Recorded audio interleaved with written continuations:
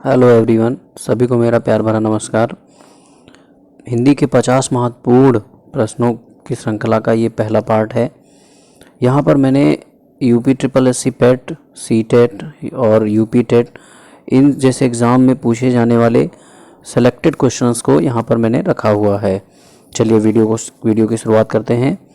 पहला क्वेश्चन है यहाँ पर कि निम्नलिखित किस शब्द में उपसर्ग का प्रयोग हुआ है।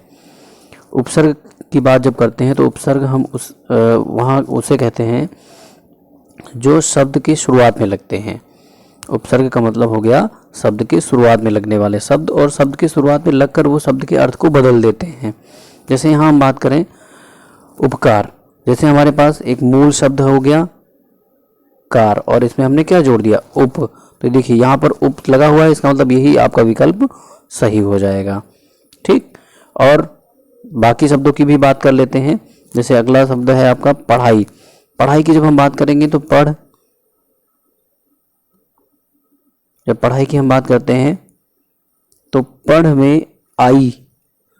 अब देखिए ये क्या है, ये आई शब्द है और ये कहाँ जुड़ रहा है, ये पीछे जुड़ रहा है। तो उपसर्ग हमेशा शब्द के आगे जुड़ते हैं और प्रत्यय जो होते हैं वो शब्द के पीछे जुड़ते हैं। तो इस तरीके से इसमें भी आपका यहाँ प्रत्यय लगा हुआ है, अपनापन में भी प्रत्यय है, इसमें भी प्रत्यय, लाभदायक में भी प्रत्यय है। तो यहाँ पर कौन सा विकल्प सही होगा, यहाँ पर विकल्प सही होगा उपकार, क्योंकि उपसर्ग की बात करता है तो उपकार में उपसर्ग लगा हुआ है। सही उत्तर उपकार हो जाएगा। सेकंड क्वेश्चन है इनमें से कौन सी जातिवाचक संज्ञा से भाववाचक संज्ञा बनाया गया है। तो यहाँ पर आपका विकल्प नंबर ए सही हो जाएगा, बुढ़ापा।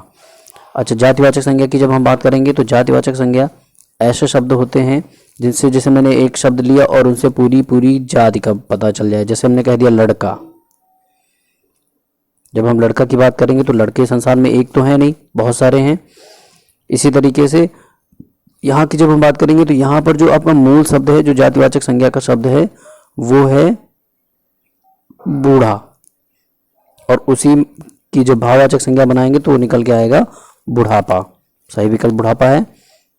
फिर अगला क्वेश्चन कह रहा है निम्नलिखित में से विराम चिन्ह नहीं है। तो देखिए अल्प विराम जिसको आप कॉमा कहते हैं, निर्देशक चिन्ह इस तरीके से दिखाया जाता है, पूर्ण विराम इस तरीके से लगाया जाता है। तो देखिए अवतरण कोई चिन्ह नहीं है। यहाँ पर अवतरण क्या होता है, जैसे हमने एक पैसेज ले लिया, ठीक है, या एक लेसन का एक पैसेज ले लिया तो वो अवतरण कहलाता है। तो यहाँ पर कौन सा विकल्प सही होगा, अवतरण सही हो जाएगा, अवतरण सही है। क्वेश्चन नंबर 4 है आपके पास, वाक्य के घटक होते हैं। बात यहाँ पे ध्यान दीजिएगा, वाक्य के घटक की बात कर रहा है। और जब हम हिंदी की बात करते हैं तो हिंदी में हमेशा सबसे पहले सब्जेक्ट आता है, फिर ऑब्जेक्ट आता है और फिर वर्ब आती है। ये स्ट्रक्चर जरूर याद रखिएगा क्योंकि ये भी पूछा गया क्वेश्चन है, ये हिंदी का है। तो अच्छा, हम यहाँ पर वाक्य के घटक की बात कर रहे हैं। जब घटक की बात करते हैं तो देखिए कर्म और क्रिया का कोई मतलब नहीं निकलेगा। यहाँ पर कर्म और विशेषण का भी कोई मतलब नहीं निकलेगा। कर्ता और क्रिया हो सकता था लेकिन ये वाक्य के भाग पूछता तब। यहाँ पर वाक्य के घटक की बात कर रहा है तो विकल्प आपका सही होगा उद्देश्य और विधेय, जिसको आप कहते हैं सब्जेक्ट एंड प्रेडिकेट। और यही दो मुख्य होते हैं। अगर उद्देश्य है विधेय नहीं है तो वाक्य अधूरा रहेगा, विधेय है उद्देश्य नहीं है तब भी वाक्य आपका अधूरा रहेगा। इसीलिए यहाँ पर विकल्प ए सही हो जाएगा। क्वेश्चन नंबर 5 है। क्वेश्चन नंबर 5 कह रहा है कि किस शब्द में आवा प्रत्यय नहीं है। ध्यान दीजिएगा, जब ऐसे क्वेश्चन मिले तो आप नहीं पर पहले ही डार्क कर लीजिए ताकि आपको याद रहे कि उसमें पूछ क्या रहा है। जैसे अब हम प्रत्यय की बात करते हैं तो प्रत्यय हमेशा शब्द के पीछे लगते हैं। यहाँ पर दिखावा की जब हम बात करेंगे तो देखिए दिक धन आवा, तो इसका मतलब यहाँ पर आवा प्रत्यय है। उसी तरीके से भुलावा में भी आवा प्रत्यय है, चढ़ावा में भी आवा प्रत्यय है। लेकिन लावा की जब हम बात करेंगे, अगर हम लावा में से आवा हटा दें तो क्या बचेगा, सिर्फ ला धन आवा बचेगा। तो ला कोई शब्द नहीं होता। इस तरीके से यहाँ पर विकल्प नंबर सी सही होगा। फिर हिंदी किस भाषा परिवार की भाषा है तो हिंदी भारूपीय भाषा परिवार की भाषा है। क्वेश्चन नंबर 7 है शुद्ध वर्तनी का चयन कीजिए। तो ये आपको पता होगा कृपा, इसका कोई मतलब नहीं, कृपा है ये कृप है, ये कृपा है कभी नहीं। तो सीधे सीधे क्वेश्चन का आंसर आपको दिखाई दे रहा है कृपा। ये जो मात्रा लगती है री की है और री का उच्चारण हमेशा छोटी की मात्रा के साथ किया जाता है।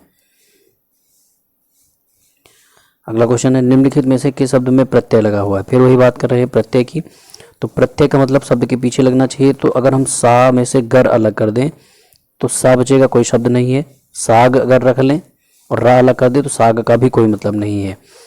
इस तरीके से यहाँ पर विकल्प नंबर बी ही सही दिख रहा है, क्योंकि जब हम इसकी बात करेंगे, जैसे हम इसको लिख रहे हैं जादू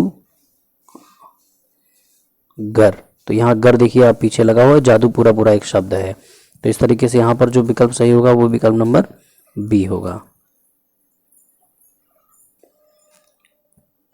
क्वेश्चन नंबर 9 है का वर्ण किसके योग से बना है। जल्दबाजी मत कीजिएगा, इस क्वेश्चन में का के बारे में पूछ रहा है। तो का हमेशा का प्लस आ के योग से बनता है। तो इस तरीके से यहाँ पर विकल्प नंबर डी सही हो जाएगा। हिंदी भाषा का जन्म हुआ है तो हिंदी अपभ्रंश से जन्म ली है। हालांकि हिंदी की जब हम हिंदी की उत्पत्ति की बात करेंगे तो उत्पत्ति तो संस्कृत भाषा से हुई है, क्योंकि हिंदी संस्कृत सभी भाषाओं की जननी है। लेकिन यहाँ पर जब हिंदी भाषा की बात करेंगे तो हिंदी अपभ्रंश से निकल कर आई है। स्पष्ट व्यंजन कितने हैं। तो स्पष्ट व्यंजन की जब हम बात करते हैं तो का वर्ग, चा वर्ग, टा वर्ग, ता वर्ग और पा वर्ग, और सभी में 5-5 अक्षर होते हैं। तो इस तरीके से ये तुम्हारे हो गए कितने, टोटल 25। सही उत्तर 25 हो जाएगा। निम्न वाक्यों में से मिश्र वाक्य कौन सा है। तो यहाँ हम बात करेंगे मिश्र वाक्य की। मिश्र वाक्य वो वाक्य होते हैं जिनमें दो वाक्य तो होते हैं, लेकिन ऐसे कि जैसे आपने एक वाक्य बोल दिया, जैसे पहला वाक्य आपने प्रधान वाक्य बोला, उसके बाद आप रुक गए, तो सुनने वाले को या आपको बोलने में ही लगेगा कि अभी आगे कुछ और है। जैसे हम यहाँ बात करें, चोर को देखकर सिपाही पकड़ने दौड़ा, तो यहाँ पे कोई शब्द ही नहीं उस तरीके से है। सेठ जानता है कि, अब इतना बोल के हम अगर रुक गए, सेठ जानता है कि, आगे कुछ भी हो सकता है। इसका मतलब यहाँ पर ये दो वाक्य जुड़े हुए हैं की से, तो यहाँ पे कैसा वाक्य होगा, मिश्र वाक्य होगा। ठीक। वह कौन सा व्यक्ति है जिसने जवाहरलाल नेहरू का नाम ना सुना हो। अब जैसे हम इतना बोले वह कौन सा व्यक्ति है जिसने, इसका मतलब आगे भी कुछ और है। तो जब भी ऐसे निकल के आता है तो वो हमेशा मिश्र वाक्य होता है।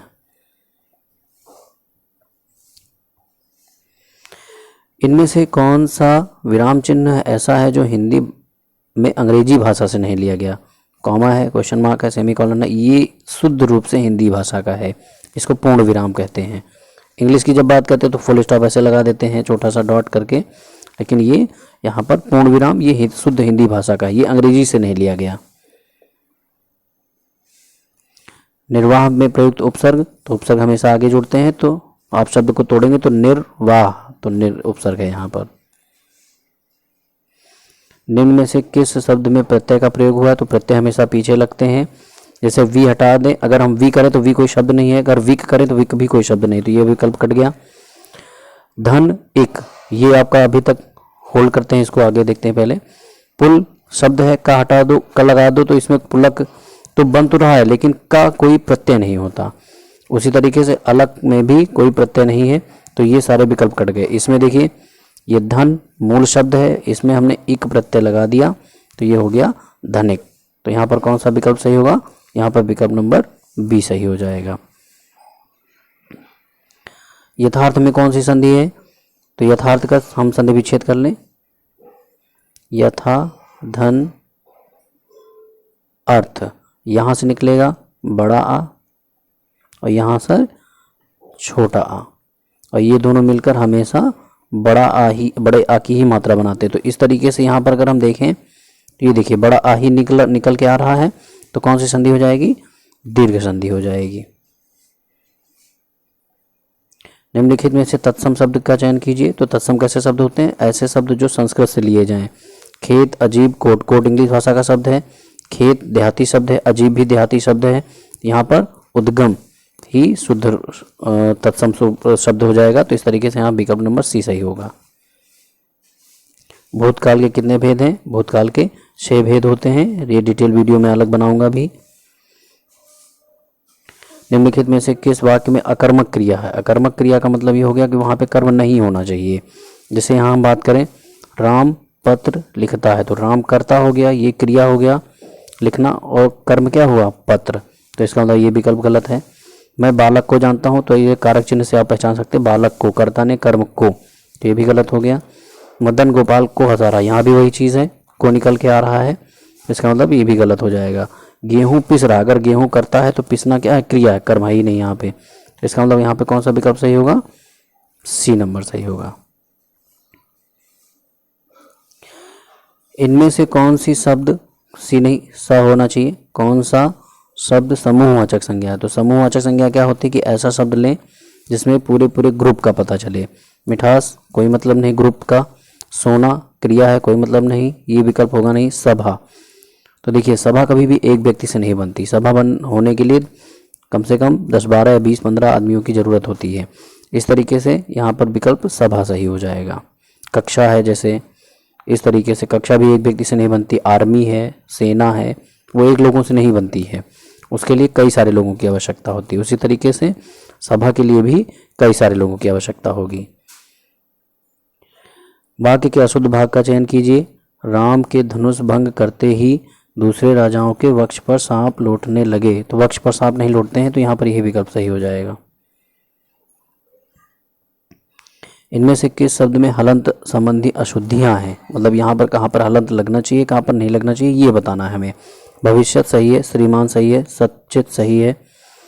तो यहाँ पर ये देखिए बुद्धिमान, बुद्धिमान में कभी भी आपने मान के बाद ना के ऊपर हलंत नहीं लगाया होगा, तो यहाँ पे बुद्धिमान सही हो जाएगा। श कौन सा शब्द है, कौन सा व्यंजन है पूछ रहा है। तो जब हम ये जो आपके पास तीनों श हैं, षटकोण सा, दंती सा और तालव्य सा, और एक और अक्षर है हा, तो ये जो 4 हैं ये हमेशा ये सारे ऊष्म व्यंजन कहलाते हैं। तो इसमें से कौन सा विकल्प सही हो जाएगा? विकल्प नंबर 1। समुद्र मंथन करना कार्य है, तो समुद्र मंथन कैसा कार्य है? समुद्र मंथन का अर्थ हो जाएगा कठोर परिश्रम करना, तो यहाँ पर सही हो जाएगा कठोर परिश्रम करना। इस तरीके से आपके 50 महत्वपूर्ण हिंदी के प्रश्नों की श्रृंखला का पहला पार्ट यहाँ पर मैं समाप्त कर रहा हूँ। आई होप आप लोगों को पार्ट अच्छा लगा होगा। अगर आप को वीडियो पसंद आया तो लाइक, सब्सक्राइब और कमेंट कीजिए, ताकि मुझे प्रोत्साहन मिले और मैं आगे इससे भी अच्छे वीडियो बनाने का प्रयास करूं। Thank you.